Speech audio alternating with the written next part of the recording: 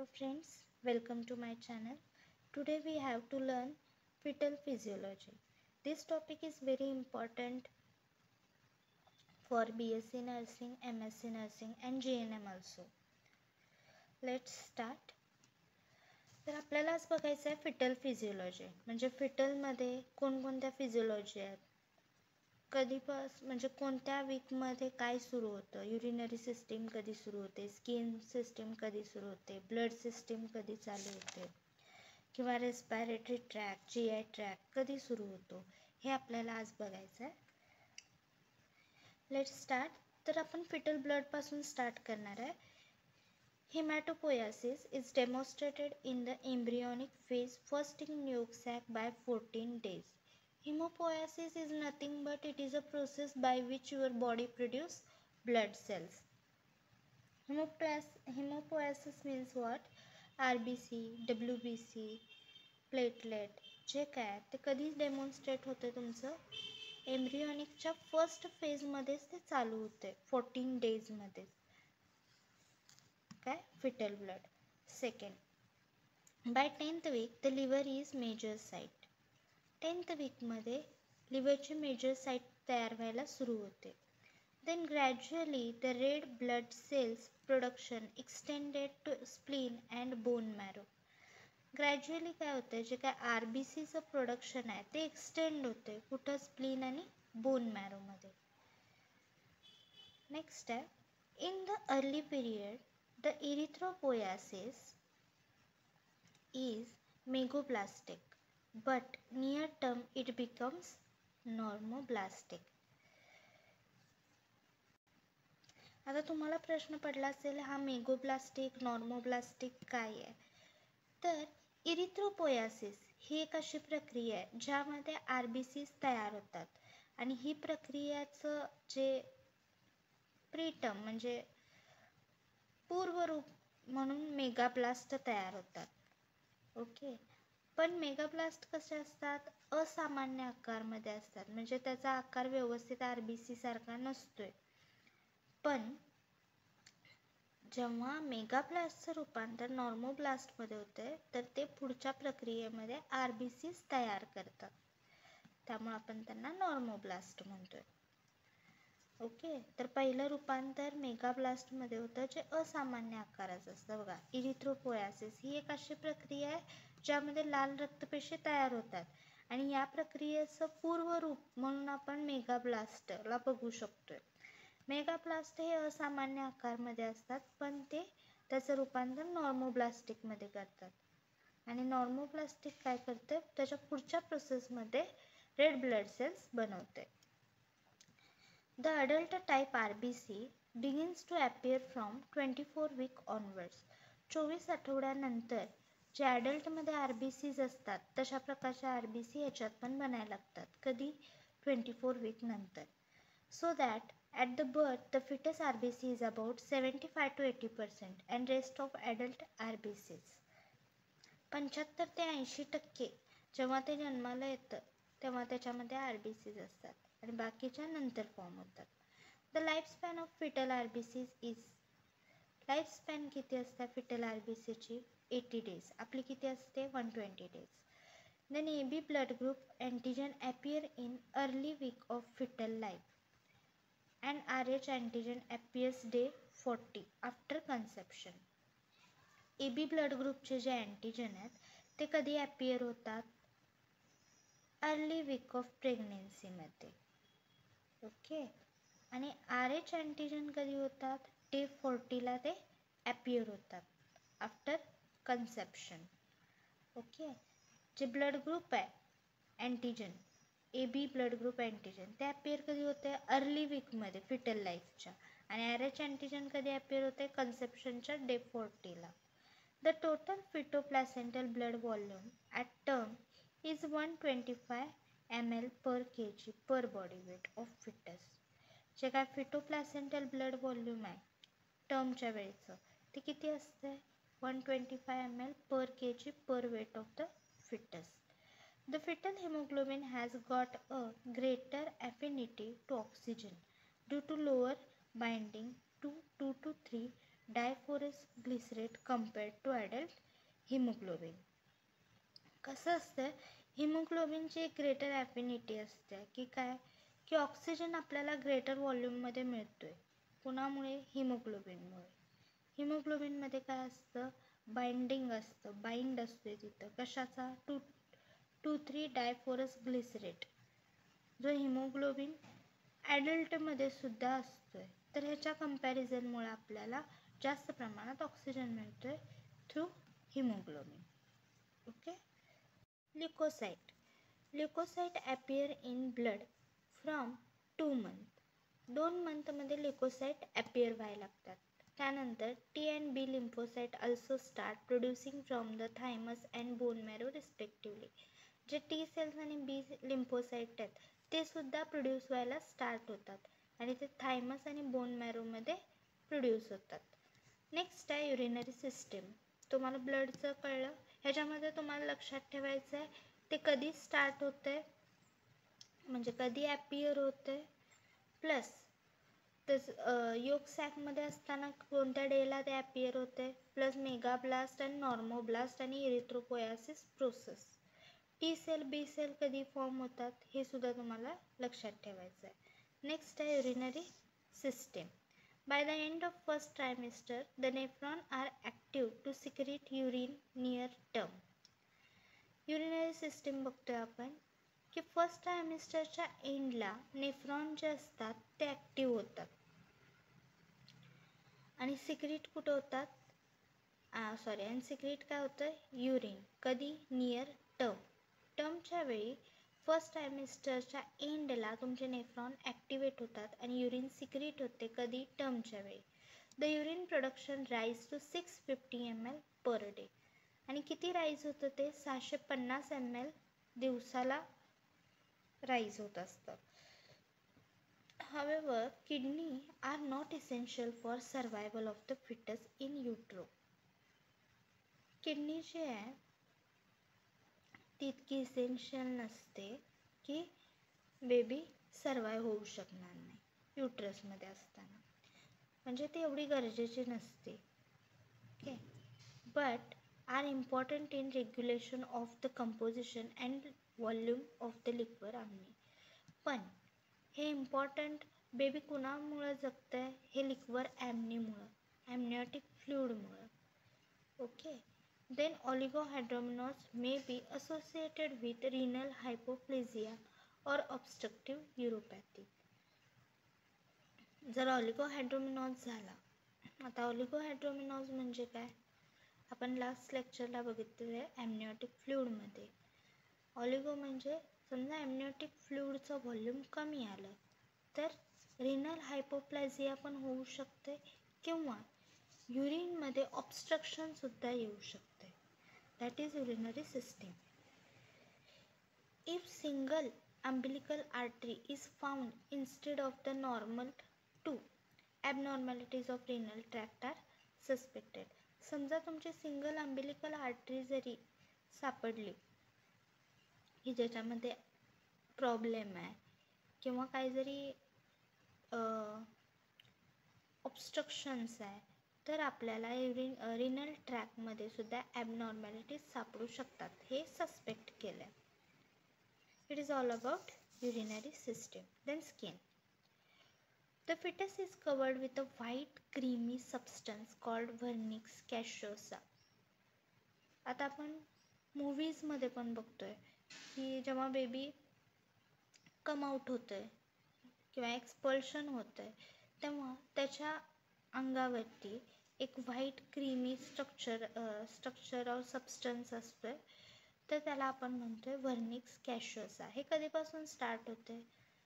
18व्या वीकपासून ते स्टार्ट होते. At 20th week the fetus will be covered with a fine downy hair called languio. 20व्या आठवड्यात foetus cover होते एक fine downy hair, त्याला म्हणायचं लँगो. एक छोटे छोटे हेअर यायला लागतात त्याच्या बॉडीवरती, त्याला आपण लँगो म्हणतोय. And the sometime the head hair and eyebrow begins to form. आणि एक एकदा काय होतं त्याच्या डोक्यावरचे केस आणि आयब्रोचे केससुद्धा फॉर्म व्हायला लागतात. Fingernail develop from the about 10th week. 10व्या आठवड्यामध्ये त्याला हाताची नखं यायला लागतात आणि टो नेल्स 18व्या आठवड्यात यायला लागतात. It's related skin.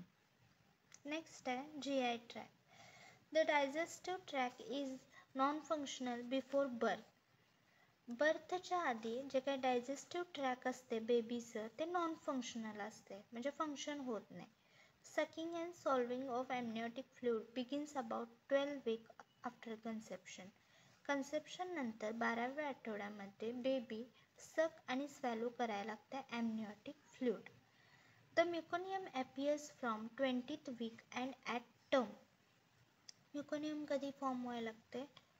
20व्या आठवड्यात and it is distributed uniformly throughout the gut up to peristalsis.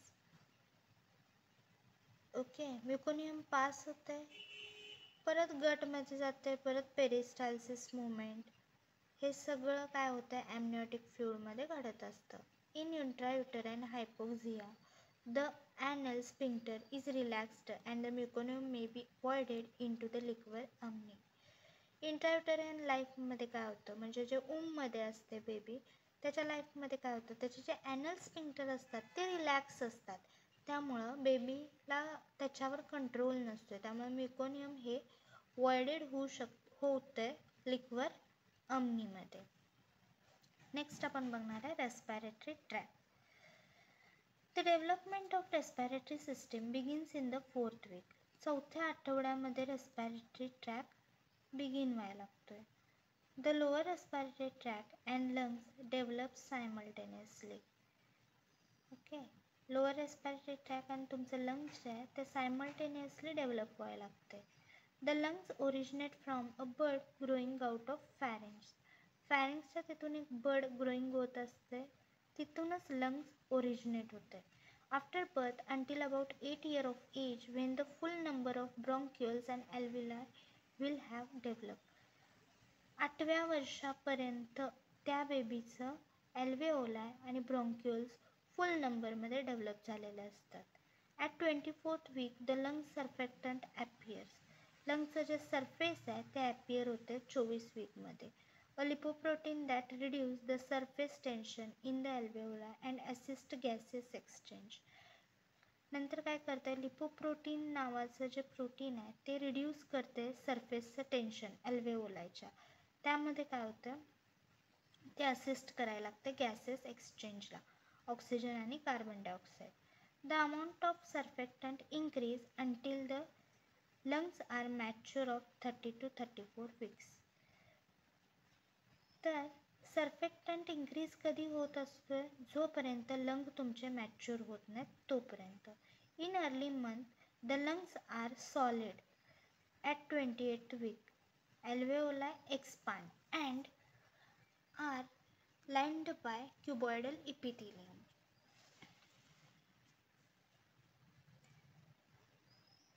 त्यांनी काय सांगितले की अर्ली मंथमध्ये तुमचं लंग्स सॉलिड असते, पण 28th वीकमध्ये 28व्या आठवड्यामध्ये तुमचं ॲल्वेओलाय एक्सपांड होते आणि line by cuboidal epithelium. Okay, आणि ते कुठं क्युबॉइडल इपिथिलियम तिथं हेल्प करतात. Breathing movement are identified by 11 week but are irregular until 20th week. ब्रीदिंगचं जे मुवमेंट आहे आपल्याला आयडेंटिफाय होते कधी 11व्या आठवड्यामध्ये.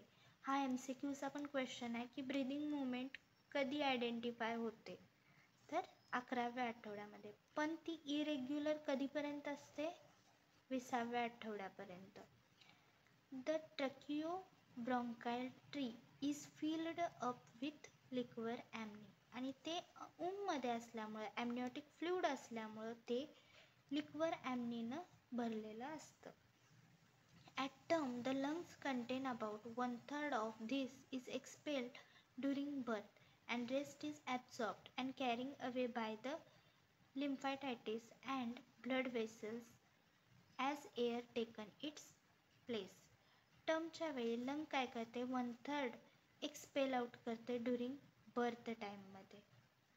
आणि रेस्ट ऑफ जे आहे ते ॲब्झॉर्ब होते काय, लिव्हर ॲमनी. आणि बाकीचं जे आहे ते कॅरीड अवे कोण करतं आहे, तुमचं लिम्फोसाइट्स आणि blood vessels. Next, babies born before 24 weeks gestation have a reduced chance of survival owing to the immunity of the capillary system in the lungs and lack of surfactant.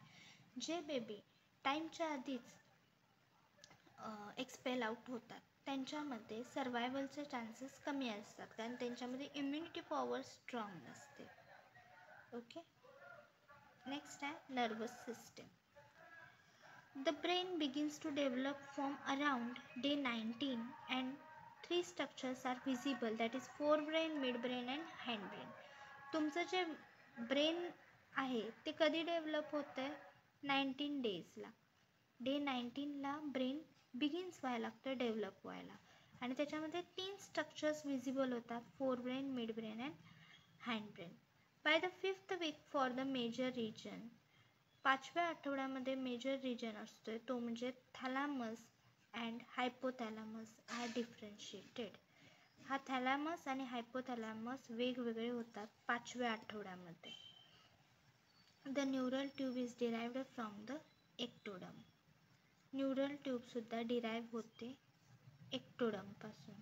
The ectoderm folds inward by a complicated process to form the neural tube which is covered over by skin. Ectoderm जी काय करते की fold inwardly आणि ही एक complicated process आहे ज्याच्यामध्ये neural tube form होत्या आणि हे कवर कशाने केलेलं असते, स्किननं. Closure of the neural tube is essential and takes place by 26 days. हे जे न्यूरल ट्यूबचं क्लोजर आहे ते इसेन्शियल आहे आणि ते कधी टेक प्लेस होतं आहे, 26व्या दिवशी. This process is occasionally incomplete and leading to open neural tube defect. आणि एकदा काय होतं, ही प्रोसेस इनकम्प्लीट राहते आणि त्यालाच आपण म्हणतो ओपन न्यूरल ट्यूब डिफेक्ट. म्हणजे ही न्यूरल ट्यूब क्लोज होत नाही 26व्या दिवशी आणि हे इनकम्प्लीट राहते, त्यालाच आपण म्हणतोय open neural tube defect. And the fetus is able to perceive strong light and to hear external sound periods of wakefulness and sleep occurs. आणि ह्याच्यामुळं काय होतं, बेबीला जे काय स्ट्रॉंग लाईट्स किंवा आवाज जे असतील ते पटकन येऊन त्याला जागं तर करतात.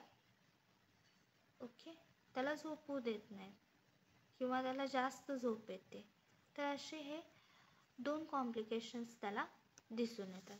It is all about your foetal physiology. तर आपण फर्स्ट बघितलं फिटल ब्लड. ह्याच्यामध्ये तुम्ही बघितलं की याची लाईफस्पॅन किती असते RBCची, ह्याची प्रोसेस कशी आहे, इरिथ्रोपोयासिसमधून ते मेगाब्लास्टमध्ये कसं येतं, तिथून नॉर्मोब्लास्टमध्ये कसं येतं, हे सगळं तुम्ही पाहिलेलं आहे. Next urinary system. ह्याच्यामध्ये युरोपॅथी, युरिन प्रोडक्शन किती होतं आहे, कधी होतं आहे, हे आपण पाहिलं. स्किन बघितलं, त्याच्यामध्ये हेअर्स बघितले, टो नेल, फिंगर नेल्स पाहिले. GI ट्रॅक तो कधी फॉर्म होतो. देन रेस्पिरेटरी ट्रॅक, ह्याच्यामध्ये आपण लंग्स, ॲल्व्हेओलाय, सर्फेक्टंट, ओके, हे सगळं पाहिलं. Then nervous system. नर्वस सिस्टममध्ये आपण mostly open neural tube defect बघितलं. ते डेव्हलप कधी होतं आहे, ब्रेन कधी डेव्हलप होतं आहे, पहिल्यांदा विजिबल स्ट्रक्चर कोणकोणते दिसतात ते आपण पाहिलेलं आहे. This is all about your foetal physiology and it's very important topic for exam. I hope तुम्हाला समजलं असेल. थँक्यू.